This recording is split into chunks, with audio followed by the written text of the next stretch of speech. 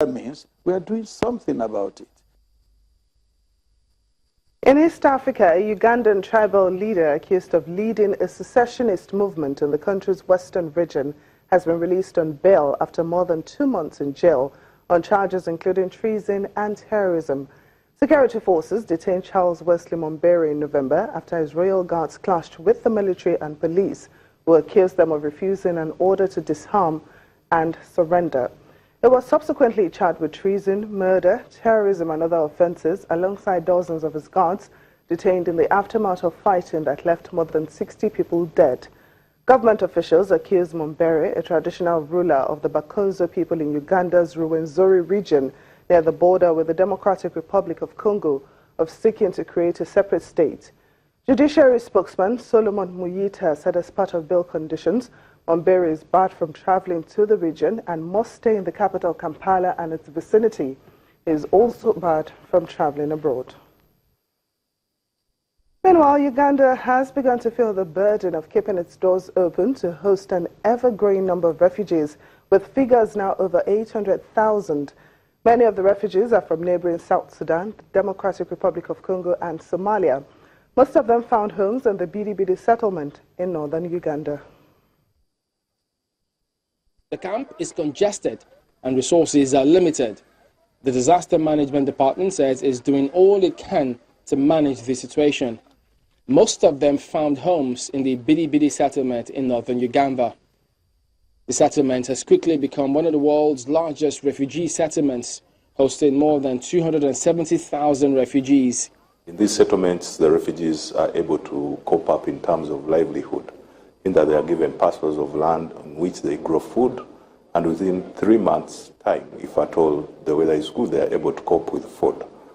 I think the basic necessity while in refugehood is food, and this helps the government offset a number of a big amount of funds that could have been spent on production of food. Settlements in the Ramwanja camp in western Uganda host refugees mostly from the Democratic Republic of Congo and Somali people. At the Ramwanja settlement, refugees are living side by side with host communities and benefit from education and health services set up by the government. Of course, we give credit to the host communities too, that where government does not have land, the host communities like West Nile have offered this land. And in turn, we develop this land in tandem with the development needs of the areas. In terms of schools, if you went to Koboko, for example, there are primary schools that have been set up, health centers and so on, which benefit both the locals and nationals. So in this way, we are able to create a condition of peaceful coexistence, and we stem off otherwise conflicts that could have come in place. Disaster officials estimate the country spends about $50 million on refugees annually, and appeals to the international community have been made for extra support. Uganda is currently the third largest refugee hosting country in Africa. Despite the challenges in dealing with large numbers of refugees, Uganda says it will keep its doors open, and the country is hopeful the rest of the world can learn from its example. In North Africa, rights activists are trying to force President Abdel Fattah al-Sisi to throw out a law used by his government to imprison thousands of Egyptians and sentence hundreds to death by arguing that it was overturned as far back as 1928. But the Egyptian government and President Sisi's office have not responded to requests for comments on the law. Rights activists are trying to force President Abdel Fattah al-Sisi to throw out a law used by his government to imprison thousands of Egyptians and sentence hundreds to death by arguing that it was overturned as far back as 1928. Over the past 3 years, judges frequently cited Law 10 of 1914 or the Assembly law in jailing opposition activists and ordinary people for protesting against Sisi and his government, and in issuing mass death sentences, mainly to Islamists. Security forces also cited to justify the use of force against demonstrators that has led to thousands of deaths. The crackdown, they say, is in response to fatal attacks on police and soldiers and is needed to preserve stability in the most populous Arab state. Little was known about the history of the Assembly law until human rights groups decided to delve into the archives.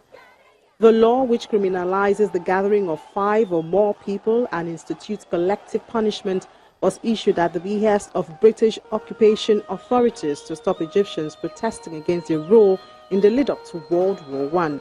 What the researchers uncovered was that in 1928, the then Parliament passed a bill to repeal it.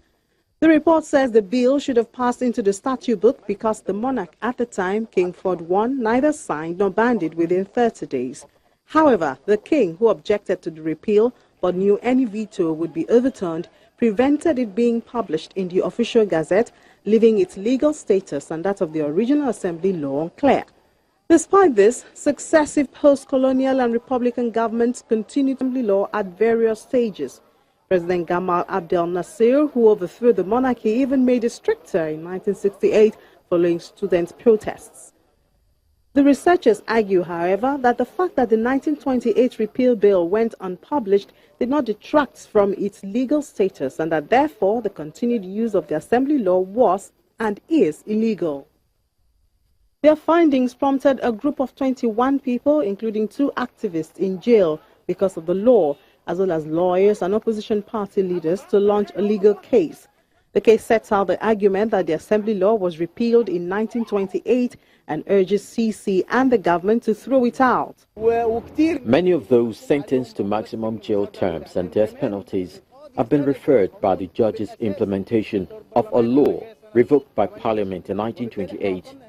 That's why we filed an appeal to discontinue the implementation of this law, which should lead to a national newspaper publishing the Parliament decision annulling the old Protest Law 10 of the year 1914. One official, speaking on condition of anonymity, says they are unlikely to comment because the matter was with the courts.